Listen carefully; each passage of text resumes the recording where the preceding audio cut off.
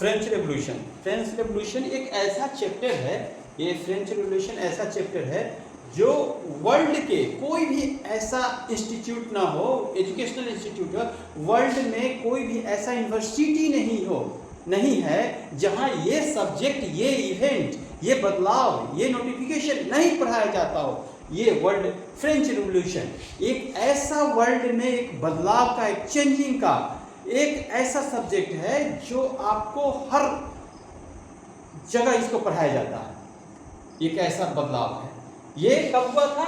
1789 में। कहाँ हुआ था? फ्रांस में हुआ था। लेकिन ये इसका इफेक्ट केवल फ्रांस में नहीं रहा। ये इसका बदलाव जो रेवोल्यूशन हुआ फ्रांस में, लेकिन उसका इफेक्ट वर्ल्ड के सभी कंट्री में पड़ा। अब वो लोग इंडिया में क्या पढ़ा, वो आपको कल बताया था मैं, इंडिया में भी उसका पढ़ा वो एक अलग सेशन में आपको बताएंगे।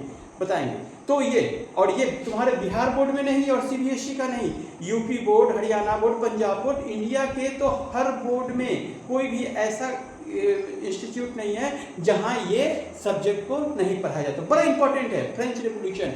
मतलब ये रेवोल्यूशन वर्ल्ड को बदल करके रख दिया, पूरे संसार को बदल के रख दिया, एक मोनार्ची को उधर हो गया। मतलब समझ लो कि डेमोक्रेसी का शुरुआत यहीं से हुआ था। इसके बड़ा इंपॉर्टेंट ये लगभग ये क्वेश्चन है, स्पेशली 9 और 10 बोर्ड वाले ये करीब मतलब हर 2 साल 1 साल के बाद ये कहीं ना कहीं घुमा करके पूछ ही दिया जाता है कि बोर्ड में कि इसका रीजन क्या था। तो आज हम, ये तो बहुत बड़ा चैप्टर है, बट आज इसको पढ़ेंगे फ्रेंच रेवोल्यूशन का रीजन क्या। आप पता है कोई भी रेवोल्यूशन होता है प्यारे बच्चों, कोई भी रेवोल्यूशन है तो उसका इफेक्ट क्या पड़ता है। रेवोल्यूशन ऐसे तो नहीं था हर जगह शांति हर ठीक ठाक चलता हो तो रेवोल्यूशन तो नहीं हुआ, आंदोलन तो नहीं होगा, कोई कारण होगा ना, उसी के रेवोल्यूशन होता है। तो फ्रेंच रेवोल्यूशन का क्या कारण था? तो पहला कारण था financial and political crisis.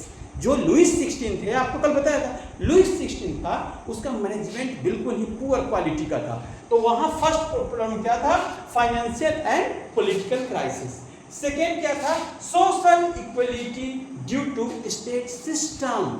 Social मतलब सामाजिक जो संरचना था उसमें बड़ा डिस्क्रिमिनेशन था, स्टेट बाय डिस्क्रिमिनेशन था। फर्स्ट स्टेज, सेकेंड, थर्ड, बहुत डिस्क्रिमिनेशन। थर्ड क्या था? Tax bounded on third state. First वाले मजे ले रहे हैं, सेकेंड वाले मजे ले रहे हैं। जो भी टैक्स का बाउंडिंग था वो लेबर क्लास थर्ड स्टेट पे किया गया था। Uncommon wealth and poor harvesting. Tax बहुत है, खर्चा बहुत है, बट क्या है? हार्वेस्टिंग वेरी पुअर, बहुत पुअर क्वालिटी का हार्वेस्टिंग था। The rising of cost of breed, बहुत इसका कॉस्ट ना राइजिंग हो गया था।